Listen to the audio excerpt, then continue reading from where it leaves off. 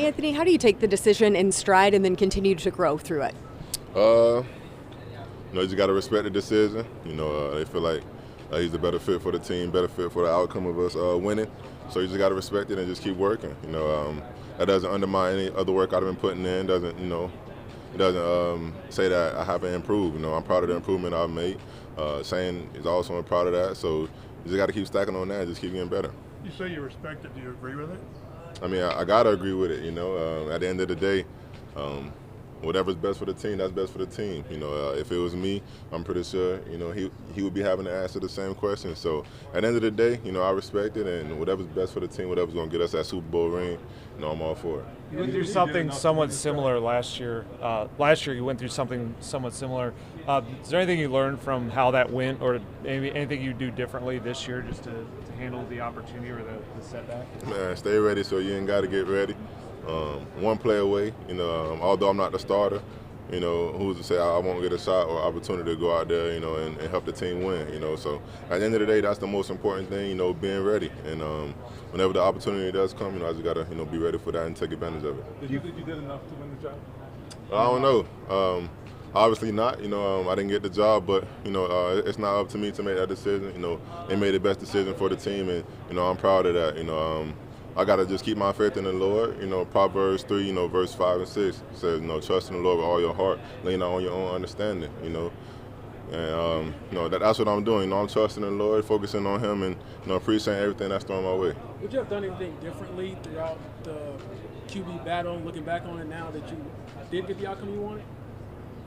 I don't know. My main focus was to, improve and grow. I feel like I've been doing that, but, I just got to keep doing that. The work I've been putting in, I feel like it's been showing, but, I just got to keep doing that. And like I said, when my opportunity or my numbers call, I got to be ready. What are those A lot of the operational stuff was the reason why he went with Daniel Jones.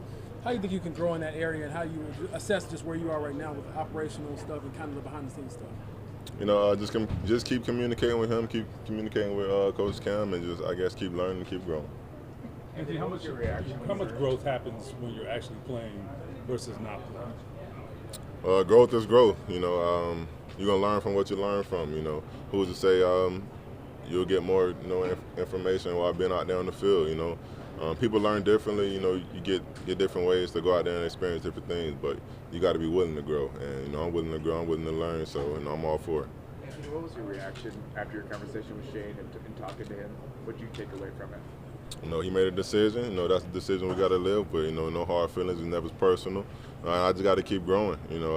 I just can't let me not being a starter, stop me from growing and being the person, the player that I'm supposed to be. So I just got to stay focused and keep grinding.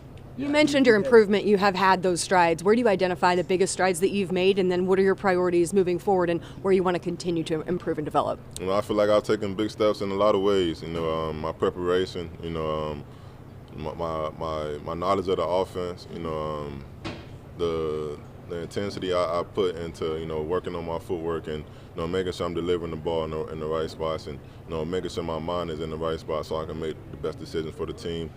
I just feel like I made a lot of growth, but there's still a lot of growth to be made. So I'm just working. Do you have faith in your future with this franchise and the development plan they have for you going forward? Man, I have faith in God and whatever He has in store for me. I'm trusting in Him. I can't really think about everything else, because if I do that, then I'm gonna put myself in a hole. So I just got to trust in the Lord, and I got to be where I am right now. And right now, I'm in Indianapolis coach. Shane, indicated to us, and Chris has indicated to us that no matter what happened here, you still had a future. Do you believe that the future here? Yeah, I believe in them. They believe in me. Like I said, I just got to be ready for whenever the opportunity showcases itself. I can't put a timeline on it. They can't either. I just got to, whenever the opportunity is there, I got to take advantage of it. So, I appreciate every opportunity.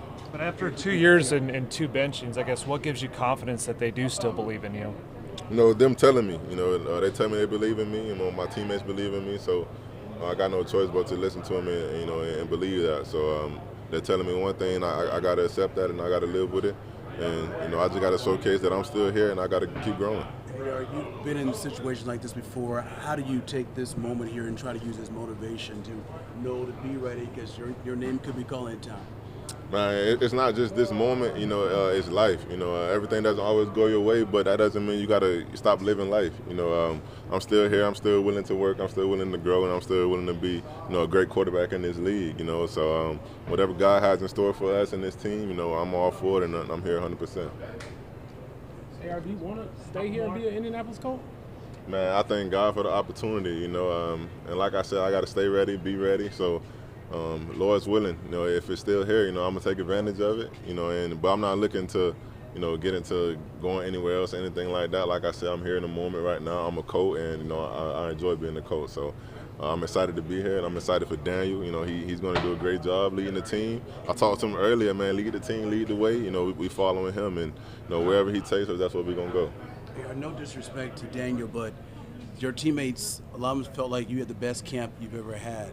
That being said, how surprised were you to find out the news that you're not the QB1? I guess you could say somewhat surprised, but at the end of the day, we all knew somebody was going to have to be on this end of the stick, you know, and it was me. You know, I feel like I did improve. That's what I talked about earlier. You know, my improvement was there, but you know, it's still ways I can improve. You know, there's still ways I can become a better player, you know, become a starter in this league. So I feel like I did a decent job in improving, but there's still a lot more I can do. You know, it's only about to be year 3. Saying all this talked about me being 23 years old, so I still got more time. You know, I still got more time to grow and be a great guy in this league. So you know, I'm looking forward, and I'm thankful for every opportunity. Thanks, Anthony. So,